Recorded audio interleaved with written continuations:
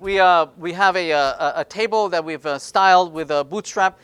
And we're actually using the table tag, right? The table element. Let's see if we can apply. We can achieve similar layouts, but instead of using the table, we're going to be using the grid system that we just looked at 2 seconds ago, right? So let's take a look at that. So for the landing page, let's create a directory here, and we'll call it the course list. And here there'll be course list template, and it'll be in the client file, and there'll be an HTML. Okay. All right. So in here we probably want more or less the same content that wraps this. So I'm just going to copy some of this, and probably the footer as well. Right, and in here we'll have the course list, and what we're trying to achieve here is what? Let's see, from the first assignment. Let's see, where are we? Home, CS, and from the assignments, the first assignment is to achieve the course list that is listed somewhere here. Let's see what it looks like.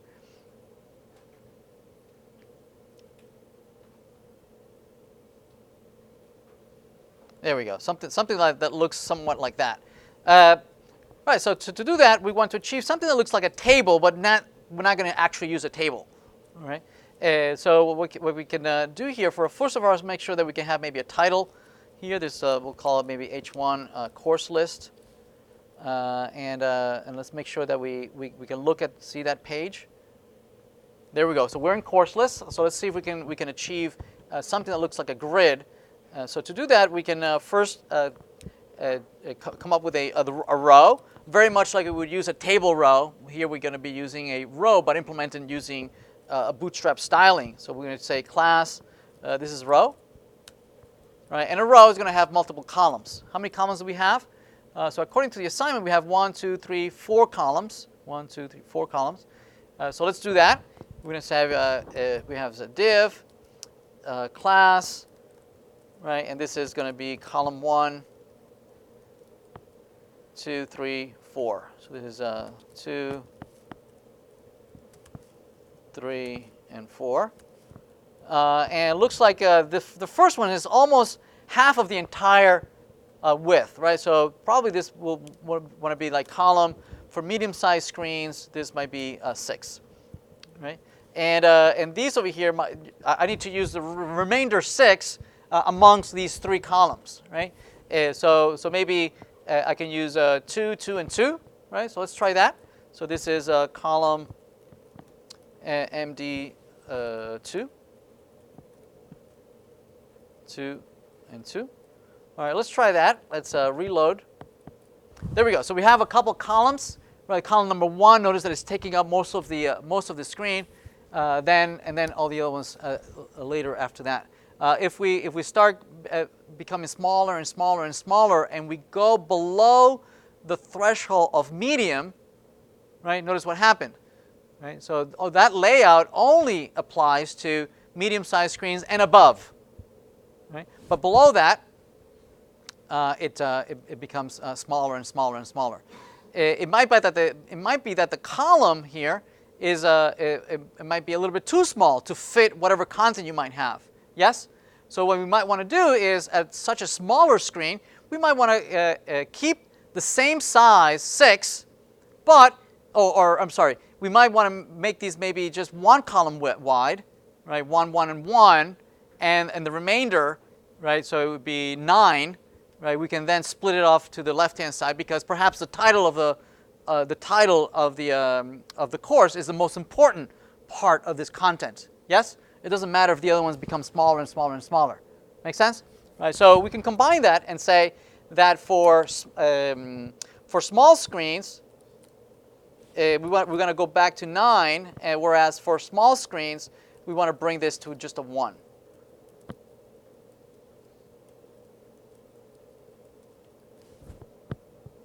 Okay?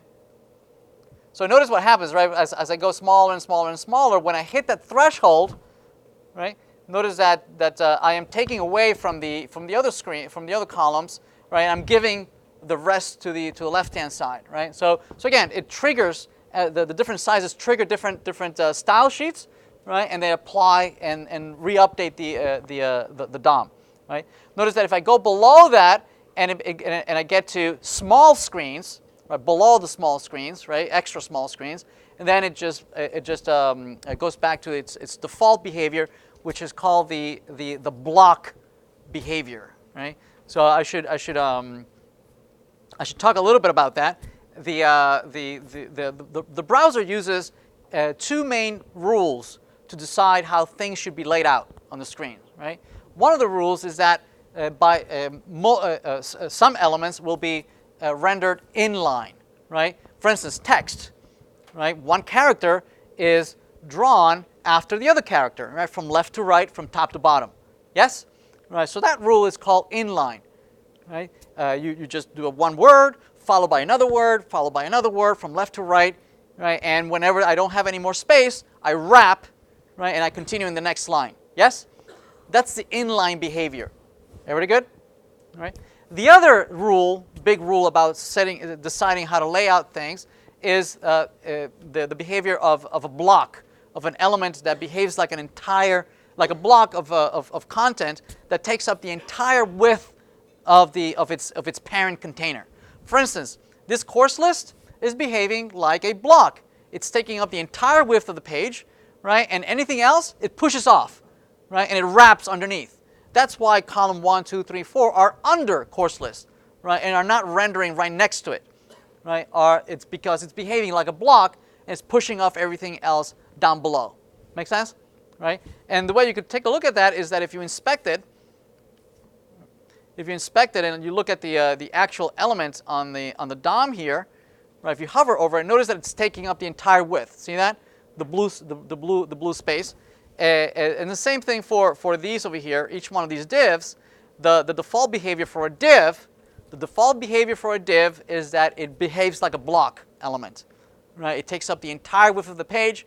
When it doesn't fit, everything wraps around it. Make sense? Right? Whereas text inside behaves like an inline. All right? So for instance, if I have a lot of content here, let's see, let's go fetch some long content. So we can go lorem ipsum. Lorem ipsum is a very common a set of gibberish words that well, it's not gibberish, it's Latin, that you can copy and use for especially to explore how things might look when you're trying to lay out things. So if you put a lot of content there and you go back and try to render it. So this lorem ipsum, notice that as I become smaller and smaller, this piece of text are wrapping, right, and then going on to the next line. They're behaving inline. Make sense? Right? Now some elements behave inline by default, and some elements behave a block by default. Yes? Divs behave by default. They behave like blocks. They want to take up the entire width of the page. Here we're overriding it. We're saying no. I don't want you to behave like a block, right? Because if this behaved like a block, it would take up the entire width, right? And it would push off everybody else down. Yes? And that's why we're applying a class that says, no, I want you to behave differently. Okay? So for instance, the rule of MD6, here's the rule. It says, I want you to use the width. Your max width is 50%. That's how I achieve 6. 6 is half of 12, and we are taking up half of the screen. Make sense? Yes?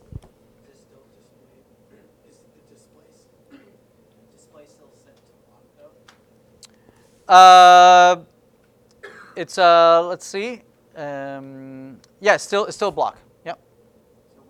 Still block, but it's the width is 50%, and not only that, but we are let's see. We're adding padding. We're adding float. Where's float? Somewhere in here there should be float. Float left. Well, I can't find it. It floats it left, right, so that everything else is just going to just not wrap, right? It's going to follow and render to its right. So would you achieve the same thing by changing the display to inline? You would still have to set the size, its size, yeah. So let me just show you some examples of other things that behave inline. Notice that by default, the input fields by default behave inline, right, next to the input fields, right? And as I become smaller and smaller and smaller, I don't fit. I just wrap around. Okay. Same thing. Buttons also behave like inline. So if I put here a button, so there's a button in there. I guess I need to be click me. Right, this click me also behaves inline, right, with the text, right? But with a CSS, we can override the behavior. Like for instance, here the input field. If we style it and say that the class is form control, changes the default behavior from inline to block, right? So if I refresh, right, the default is to take up the entire width of the page. Yes, and if I don't fit, I just become smaller and smaller enough to fit whatever width you give me. I'll take all of it, right? So for instance, here notice that it's becoming smaller and smaller and smaller, but I take up the entire width that you give me. Make sense, right? Same thing with the button. The default is to behave as an inline, and as you start styling it, and this is BTN, and then BTN primary. By default, it stays behaving like an inline, right? It stays with its default behavior. It just wraps with everything else. So if you want to make it behave like a block that takes up the entire width, as if it were in a phone, for instance, right? You can explicitly tell it, no. I want you to behave, right, like a block. Take up the entire width of whatever size we give you, and then it behaves like a block, right? But here is you have to explicitly tell it that you want to behave like a block, right? So again, these rules are different, and we need to learn them as we become more and more proficient using Bootstrap, and then it'll become more second nature. Okay, makes sense? All right.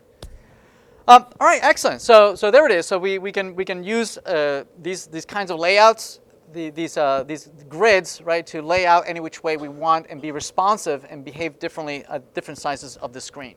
Excellent.